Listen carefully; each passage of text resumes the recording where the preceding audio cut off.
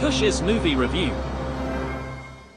Yeah, welcome to Kush's movie review. If you are watching the Yeah. standalone version on the YouTube channel, make sure you hit the subscribe button, get the thumbs up, leave a comment in the comment section. Let us know what you thought about this movie or what you thought about the review. Blah, blah, blah, blah, blah. This week's movie review is Five Nights at Freddy's, a wonderful story about how the band members of Queen got together and recorded the album A Night at the Opera. I so wish that was this movie. Nah, That would have been an amazing. That would have been an movie. amazing movie. That would have been a great Uh, movie. No, unfortunately, we saw Five Nights at Freddy's. It's 1 hour and 49 minutes long. It's rated PG-13, and it's based on a series of video games. I believe there's 5 proper sequels, and then like a dozen side sequels, like DLC spin-offs, add-ons or whatever. stupid shit like that, where they're not even animatronic puppets at this point. They are just the characters they represent, and they're in space or some shit. I don't know. I knew of this game. I've never played it before. It's apparently rated T for teen. So everybody who's coming at this movie and going, it's a horror movie, it should have been rated R. Well, not necessarily. The game is rated T for teens, so why would the movie be rated PG-13? Yeah, I'm not Horror movies are horror super movies, but familiar with the video game, but as from the limited access I have had to the video game, it was more of a psychological horror game where it was kind of like you would see something creeping up on you, and then it'd just be like kind of on the screen, you got dead. So it wasn't graphic or anything like that. So it makes sense. yeah, that sounds about right. You know, like again, you're exploring a room and then jump scare, and something that looks like a Tweety bird would jump at you and make a terrifying noise, and you got your earphones on, and that makes you go like, oh my god, I'm 12 years old and I had a heart attack. Oh, so yeah, I totally get that. This is directed by a woman named Emma Tammi. Assuming I'm saying that name correctly. This is technically her second feature film. She's done a couple short films, some TV, not that much. She's very new on the scene here. This is written by her and Seth Cuddleback. It's based on, I'm embarrassed that I did not write down the name of the guy who actually invented it. He gets a writing credit too. It stars a gentleman named Josh Hutcherson, who played Peeta in the Hunger Games trilogy, not to be confused with the new Hunger Games prequel coming up, but the original. Oh, not even a trilogy. That was 4 fucking movies. Excuse me. He was in the first 4 Hunger Games movies. Uh, Elizabeth Lawley, who I don't know her from anything, and then Matthew Lillard is in this. Most folks know him from Scream. Everybody else knows him as Shaggy from Scooby Doo. And then there's Little Girl, who is one of the most annoying characters, as is most characters in quote unquote horror movies. The kid is always super fucking annoying. And then the Jim Henson Creature Shop is the next big star in this, featuring all of the puppets, which each puppet like took 6 men to monitor, move around, make work, animate's the word I'm looking for. Yeah. So Mike Fish, having said that, you wanna jump in real quick before I get into my heartbreaking critique? Um, yeah, no, I mean, I'll You're wait. not I'll familiar wait. with the game, but I oh, am. you're gonna wait? I'm Okay. familiar enough with the game, but yeah, before you, I'm not going to jump the gun. I'm not going to, this is your segment. This is Cush's movie review. I'm not going to go too far ahead. I'll wait for your damning Appreciate that. thingy. But yeah, no, I must admit, when you said, "Oh, I'm going to be reviewing Five Nights at Freddy's," and I was like, "Oh, okay, let's check that out." Oh, great. A video game adaptation. This is probably going to be amazing, right? Because all video game adaptations are awesome historically. There has never been a bad video game movie adaptation. And by that, I'm very much lying. And so I wasn't looking forward to watching this movie. But yeah, my thoughts after you, sir. Right on, right on, right on. So this is a video game adaptation, as you said. It is about a guy who's down on his luck. He's got mental instability problems. This is again Josh Hutcherson, Peeta from the Hunger Games. Cinematically wise, and again, I have no comparison to the video games, so I can't whatever references everybody jumped up about, I none of it all washed over me. So I went this with the blindest of eyes. Josh Hutcherson's story is actually very interesting. He was a child once upon a time, as who wasn't. Um, they're all at a camping site, him and his family, mom and dad, little brother. Mom's gonna go get some ketchup. Hey, keep an eye on little brother.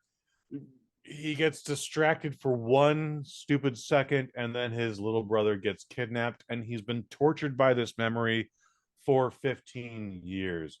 Has a thing where if he takes enough sleep medication, listens to the right thing, has a picture of where they were, he can revisit that memory every goddamn night.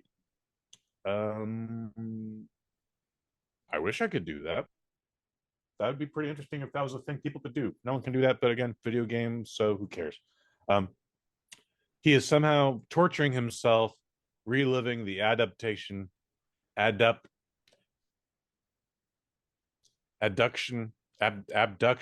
of his little brother. Damn, I don't know why I tripped on that word so hard. Anyways, it goes on and on and on. Mom died. Dad is apparently somewhere else. It's unclear if he's dead or if he just bailed on everybody because of his depression. But Josh is in charge of little sister now, who's about 8 or 9 years old, and this child is a cunt. I hate this character. This is the worst. I know it's cinematic child, so whatever. But damn, it's just like, hey, I'm trying to take care of you. I gotta do this bullshit ass job where I'm monitoring a food court. We gotta go. Get dressed. Don't throw a fucking stuffed animal at me. Eat your goddamn breakfast, and etc. etc. etc. Give me my security vest. All this thing. Yeah, this little girl just makes this man's job, makes this man's life harder than it even needs to be when it already is. So I hate the kid. Um, Again, this man has been traumatized, so he loses his job at the food court because he assaulted a man for being just a little too rough for his child. But our guy thought this kid was being kidnapped.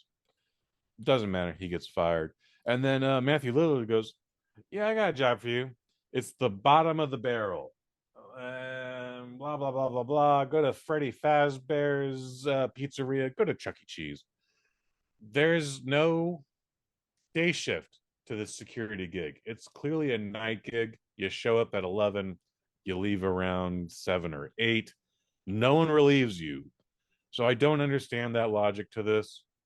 Yeah, I've never understood that logic to this game. And then weird things happen. Again, Josh is taking his sleeping pills with him, his white noise tape, his picture of scenic Nebraska or wherever the fuck that camping site was supposed to be, and he just sleeps on the job for a couple days. And again, weird stuff happens, but it's not necessarily because of the haunted pizzeria. However, there's an evil aunt. Oh my god, I'm just explaining the whole goddamn movie at this point here. It's dumb. This movie is dumb. If you're one day over the age of 15, this movie is dumb. No, as a horror movie, this didn't need to be a rated R thing. Again, the game is rated T. Why would the movie be PG-13? There's plenty of horror movies that are really scary, even today, as a PG-13. Gore Verbinski's The Ring, terrifying. Outdated in 2023 because of video cassettes, but still goddamn creepy. This is nothing. And at one point, little sister comes to the job and at 4 in the morning I discovers fucking hate the this Freddy scene. Fazbender. It's ridiculous, right? And she's just It takes like, whatever horror is in this movie immediately ripped out. Oh look, no, I'm just playing with my possessed friends. So yeah, These are my these friends. animatronic animals have been possessed by dead children, and we're just playing. Is that cool, right? Wait, what? And, like We're gonna even build a fort. yeah, what the like? I don't care how like she's supposed to be young. I get that, but no kid is gonna be yeah. That's just because I know as a kid you have imaginary friends and you kind of justify things in that. But if you literally see these fucking animatronic things come to life, I don't care how old you are, you're probably gonna be like, "This is weird." But no, this kid's like, "Yeah, this is fucking cool." Yeah. At this in this one particular scene, it's something out of the Garbage Pail Kids movie, which is a terrible movie. It's kind of something out of Teenage Mutant Ninja Turtles 2, where again, like our avatar, our real world person is now just interacting with puppets from the Jim Henson Company, and it's just like, wow, you guys are real. Oh my goodness, what do we do next? Oh, let's have fun. And then there's a musical number like, oh, we're gonna do this thing now. Oh, look at me, Tell you I'm what, that going back and forth and pumping my fist, some of the music that was on this movie was pretty good though. some of the music was fine again, and you would find that at a Chuck E. Cheese. So Talking I in your don't need sleep. Bow, bow, bow. nice. I didn't even bother memorizing that much of the music. Oh, if you like the Um, song "Talking in Your Sleep," you're so gonna really hear a lot of that song. This movie. talking in your sleep again, themes, guy with sleeping problems, themes. So this as with every review, we come to a point where we talk about the length of the film, and 1 hour and 49 minutes. I don't know that this movie needed to be 1 hour and 49 minutes, but I don't know what I would have cut out of this because it's all just bullshit. Um, However, if you are a fan of the Five Nights at Freddy's, and I didn't see this in the theater, I stayed at home. I took advantage of Peacock because of Xfinity Comcast, and We I just we watched it we at both home. watched it on the And cock. yeah, on the cock with our cocks out. And yeah, I understand that the children who saw this in the theater were freaking out about this like it was a Marvel movie, like it was the Taylor Swift show. They were dancing in the aisles. They're like, I know that reference. I understand shit like that was happening. So I'm kind of glad I wasn't there for that, but maybe that would have been a cool theatrical experience. But at 45 years, probably not. And I don't care to find out, and I don't feel FOMO'd. Having said that, um, regardless of what I feel about this movie, and again, I don't think this was a good movie. And again, I think if you are one day over 15 and thought this was the greatest movie of the year to date, or a good horror movie, or anything other than whatever, uh, we need to ask, how much paint have you been huffing? Were you dropped on your head as a child? Do you ride the short bus to school? I don't mean to be mean, but this is the IQ level we're dealing with here. This is not a good movie. Not even, I don't even think this is a good movie for children. But again, if you're 14 and under, I'll allow it. um, Again, regardless of what I think, this movie cost $20 million to produce. It is Blumhouse's actual most expensive movie to date. And the projections for this, for this weekend were $50 million. The estimates on Sunday was it made $76 million, and then the final total on Monday for the weekend was it made $80 million. Nice. So this is a by all means a success. If you're wondering if there's gonna be a sequel, you'd be fucking stupid to think there won't be a sequel. There will Well, be many sequels after this. here's why. Here's why. I mean, you I, could be right because not to do spoileries, but they did sort of leave a cliffhanger ish at the end of the movie ish. sure, they did. Um, but no, the only reason I've kind of because with my very limited knowledge of the video games, like I Mhm. Same. Is I have as much knowledge as so you do. they alluded to the fact, obviously, the animatronic toy or animatronic characters, whatever, at the restaurant were possessed by the dead children. And Mm-hmm. if I'm correct, I do believe that isn't really alluded to until the third video game in the series. Yeah. So they're kind of jumping around the thing. So I mean, obviously that they could I still also understand they they could still package took around the stuff, first but three parts and uh, squished them into one thing. Yeah, I understand that. but no, I did. For me, I was talking off air a little bit. Like Mhm. for me, I didn't hate this movie because Mhm. obviously we alluded to it earlier. Generally, video game adaptations are dog shit. They're normally terrible Sure. fucking They're movies. usually pretty bad. And so maybe it was because I came into this with such low expectations. Like my expectations were like just they might be bloody at this point because they were just dragging along the floor for so long. And so the fact that this movie's like, oh, okay, it's starting off pretty quickly in terms of, oh, he's the security guard. He's being hired to go to the Freddy thing. Oh, that's like the video game.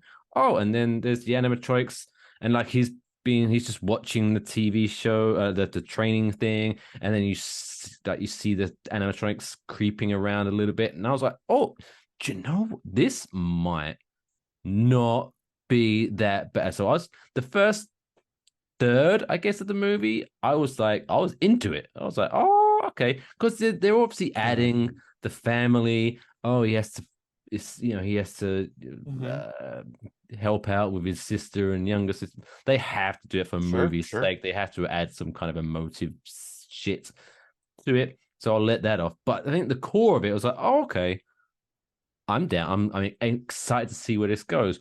But then, yeah, when his little sister was just chilling with the animatronics and they were building forts and stuff, and then I guess we're not doing spoilers, but the ending was, oh my god, how did they It was hard to save the watch. day was so bad. Like, oh, it was yeah, I don't know how to talk more about it without spoiling, but yeah, the ending was just garbage. So bad. But yeah, no, I really like the dynamic of like him communicating with the dead children in his dreams. I thought that was very well done. Again, it's interesting. It, Interesting it, premise. it You had know. this had such potential. Um, but the fact, because I looked it up, the fact, again, I'm not going to go into too much spoilers here, but the fact Yeah, we don't need that to go into that. this has a lower score on Rotten Tomatoes than Resident Evil is a crime. Because if you're just Which comparing Resident the Evil? two, the first one, if you're just Okay. basing Oh, the really? two video game adaptations, like just pretend for whatever in your little weird world, there's only two movies that exist in the whole world. This one and Resident Evil. This one wins an Oscar. Like this was such a way better movie and such a better video game adaptation than Resident Evil 1. And the fact that it doesn't have a higher score is a crime, in my opinion. Because at least this followed somewhat the video game. Whereas Resident Evil, and I don't want to make this about Resident Evil, but Resident Evil was, oh, how is this based on Resident Evil game? Yeah, We right. named it It Resident did its Evil. own thing entirely. Yeah. Oh, this main character in this Resident Evil movie. Is she in the games? No, we just made her up. Brilliant. Fantastic. It's horrible. But yeah. No, so yeah, I'll give my what are you gonna score this one, Kush? I got to give this a 2 out of 5. I would like to give it a lower rating, but it's despite the fact I didn't see it in theaters, I don't think it's worse than Ant-Man 3. And that had so much goddamn money thrown at it. There's no reason that movie should have been as bad as it was. This again, they spent $20 million. It's amazing. It turned out as good as it did. And again, it made $80 million. So yes, there will be a sequel. I'm trying to find the video game rating of Resident Evil 1. Rated M. So, Resident Evil 1 as a video game, rated M. Resident Evil the movie, rated R. Again, it's a fair balance there. So yeah, again, Five Nights at Freddy's, rated T for teens, rated PG-13. If you're a day over 15 and you like this movie, something's wrong with you. I told you at the top of the episode, I believe, this thing broke all sorts of goddamn records, regardless of what we think about it, Mike Fish. Um, Domestically, this is the highest grossing opening weekend for a Blumhouse movie, surpassing 2018's Halloween. This is the 19th Blumhouse film to open up in first place and domestically. It is the biggest opening weekend of the year for a for a horror film, overtaking Scream 6 by double. Boom. This is the second largest debut all time of a video game adaptation, just behind the Super Mario Brothers movie, which is only number 2 this year in 2023. Barbie beat that movie. This is the second. This actually is tied for movies that have a day and date release. That means it came in the theater and was put on streaming on the same day. Black Widow in 2021 was put on D Plus and released in theaters the same day. There was a pandemic happening. Both of these movies made $80 million. However, Black Widow would make an extra $60 million because Disney was charging $30 for the pay-per-view. You also had to have a Disney Plus subscription. You did. So that was a weird time. And then let's see. Biggest weekend for a Universal / Peacock release, just overtaking Halloween Kills and Halloween Ends. Combined, those movies made $89 million. This movie again made $80 million. Highest grossing weekend for a Halloween weekend, outperforming 2011's Puss in Boots. Just the facts, ma'am. $34 million. Third biggest debut for any horror film, just behind 2017's It and 2019's It Chapter 2. Just the facts, ma'am. Best debut for a PG-13 horror film, The Mummy Returns, which I always considered an action film, not a horror film, but that's what Variety is saying. So whatever on that one. Yeah, I wouldn't. International. Oh, ooh la la! Second biggest horror opening after The Nun Part 2, which just literally came out a couple months ago. That internationally, The Nun Part 2 made $52.7 million, $53 million. Well, the thing about Nun Part 2 is, like, you had Whoopi Goldberg coming back. Those nuns can sing. Oh, it was such a fun time.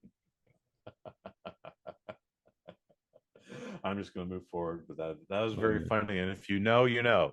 You don't get it, sucks. You can reach out to Mike Fish at Mr. Mike Fish at Twitter.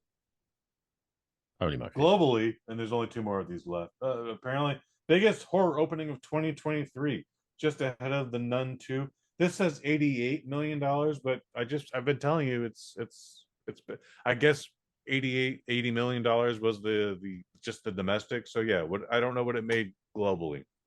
And then highest grossing Blumhouse film of all time, ahead of Halloween at $91.8 million. So regardless of what I think, this thing fucking crushed. It crushed. Well, yeah. And then 2 more details off the head here. 2 more details. I'm sorry, Mike. I'm gonna let you finish here in a second. I'm gonna let you get ready here. Did what? Now you're Taylor Swift. Could not. No, I'm Taylor Swift, and you're Kanye West. Carry on. Yes. Did what Martin Scorsese couldn't dethrone Taylor Swift, but this movie did. So Taylor Swift made like $13 million, which is whatever. Third weekend, it's exclusive run. Martin Scorsese only made $33 million last weekend, and then no one cares what he made this weekend. So that's all I got. Kush Hayes says 2 out of 5. If you love this, greatest video game movie ever, but I'm too old. I don't give a shit. And again, if you're over 15, you're probably retarded. Well, not that you'd probably enjoy it anyway, but I think if you're familiar with the video games, you might enjoy this a little bit more. But yeah, like I was saying before we hit record, you were surprised at how the numbers were coming in and things like that. But no, I think the video game franchise is a huge cult favorite, so it didn't shock me that a lot of people wanted to see what the movie was like. Yeah, not the best. I think it was, again, based on the video games, I think this could have been more psychological, had more fun with it instead of doing the whole family. This was a video story. game for children. This is a video game for children. This is a movie for children. But guess what? Detective Pikachu is also a video game for children and was a movie for children, and I think is 10 times better than this movie. Good lord, yeah, that was a great movie. It's got your boy Ryan Reynolds in it. And 2 characters, and it got me excited. I didn't. Whenever Ryan Reynolds comes on the screen, I don't need to take these organic giggles from the gas station. Well, it's hard as a diamond, baby. 2 out of 5. 2 out of 5. Is that your review too, Mike Fish? 2 out of 5. Yeah, no, I think mine would have been more of like because yours was a low 2. I think mine was like. I mean, if you like it, you like it, dude. But you might also be huffing. No, I want to say a middle 2, because, like I say, I think the first third of the movie I thought was very promising and very good, and then it just kind of went to shit. What I absolutely hate about this movie is in 10 years, there would be people who were 12 when this movie came out, and now they'll be 22 and be like, you remember when fucking Five Nights at Freddy's was a thing? Oh my God. I fucking love that movie. That thing made me jump, and it made me scared, and I had nightmares, and it's bound to happen. In 10 years from now, you're going to be seeing internet articles about like, maybe we should give Five Nights at Freddy's another chance.